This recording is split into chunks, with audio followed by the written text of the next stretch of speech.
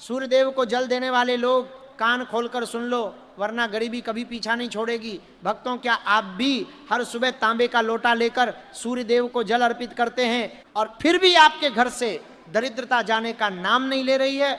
रुक जाइए। आप अमृत समझकर जो जल चढ़ा रहे हैं वह अनजाने में भयंकर दुर्भाग्य का कारण बन रहा है।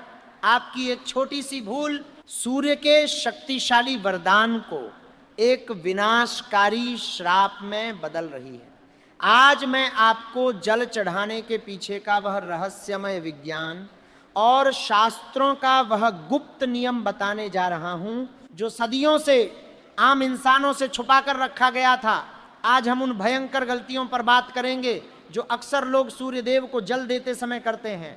और याद रखिए, इनमें से 5वीं गलती तो इतनी विनाशकारी है जो अच्छे खासे धनवान व्यक्ति को भी रातों रात भिखारी बना सकती है। वह रहस्य क्या है, ये आपको जल्द ही पता चलेगा, लेकिन उससे पहले ये समझना बहुत जरूरी है कि आखिर ब्रह्मांड के सबसे बड़े ऊर्जा स्रोत के साथ हमारा जुड़ाव गलत दिशा में क्यों जा रहा है। सूर्यदेव केवल एक ग्रह नहीं है, वह इस पूरे ब्रह्मांड की आत्मा है।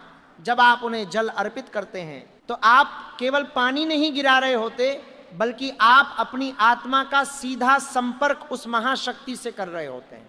लेकिन क्या आपने कभी सोचा है कि जब हजारों लोग एक ही तरीके से जल चढ़ाते हैं तो कुछ लोग आसमान की बुलंदियों को छू लेते हैं और कुछ लोग उसी गरीबी और दुख में क्यों तड़पते रहते हैं?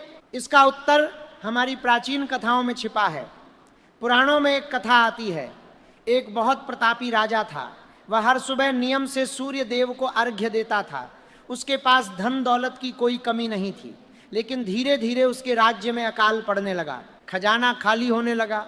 राजा समझ नहीं पा रहा था कि आखिर उससे ऐसी कौन सी बड़ी भूल हो गई। जब वह एक महान ऋषि के पास गया तो ऋषि ने मुस्कुराकर कहा, हे राजन, तुम्हारा जल सूर्य तक पहुंच ही नहीं रहा है। तुम्हारा जल धरती पर गिरकर सीधे पाताल की अंधकारमयी ऊर्जा को जगा रहा है। राजा ये सुनकर हैरान रह गया। और यही वो पहली गलती है जो आज के समय में हर दूसरा व्यक्ति कर रहा है। जल चढ़ाते समय दिशा और दृष्टि का गलत होना सबसे पहला कारण है। बहुत से लोग बस एक औपचारिकता पूरी करने के लिए सुबह उठते हैं, नहाते हैं और किसी भी दिशा में मुंह करके जल चढ़ाने लगते हैं। नहीं, ये कोई साधारण क्रिया नहीं है। जब आप जल चढ़ाते हैं तो आपके दोनों हाथ सिर के ऊपर होने चाहिए और जो जल की धारा नीचे गिरती है, आपकी दृष्टि उस धारा के बीच से सूर्य देव की किरणों पर होनी चाहिए। विज्ञान भी ये मानता है कि जब सूर्य की किरणें पानी की उस धारा से टकराकर आपकी आंखों में प्रवेश करती हैं तो वह 7 रंगों में बंट जाती हैं। ये 7 रंग आपके शरीर के 7 चक्रों को जागृत करते हैं, आपके मस्तिष्क की मृत कोशिकाओं को दोबारा जीवित करते हैं। अगर आप जल चढ़ाते समय इधर उधर देख रहे हैं या जल की धारा से सूर्य को नहीं देख रहे हैं तो आप उस दिव्य ऊर्जा को ग्रहण ही नहीं कर रहे हैं। आप बस जमीन पर पानी गिरा रहे हैं जिसका कोई आध्यात्मिक फल आपको नहीं मिलेगा। लेकिन ये तो बस शुरुआत है। जो 5वीं गलती मैं आपको बताने वाला हूं वह सीधे आपके घर की आर्थिक स्थिति से जुड़ी है। उसे जानने के बाद आपके पैरों तले से जमीन खिसक जाएगी। पर उससे पहले हमें दूसरी सबसे बड़ी भूल को समझना होगा। यह भूल आपके स्वास्थ्य और आपकी मानसिक शांति को अंदर ही अंदर दीमक की तरह खा रही है। पात्र का सही चुनाव न करना एक भयंकर पाप है।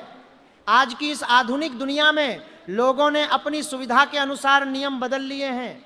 कोई स्टील के लोटे से जल चढ़ा रहा है तो कोई कांच के गिलास से, और कुछ लोग तो प्लास्टिक के डिब्बे का भी इस्तेमाल कर लेते हैं। शास्त्रों में स्पष्ट रूप से लिखा है कि सूर्य देव को जल केवल और केवल तांबे के पात्र से ही देना चाहिए।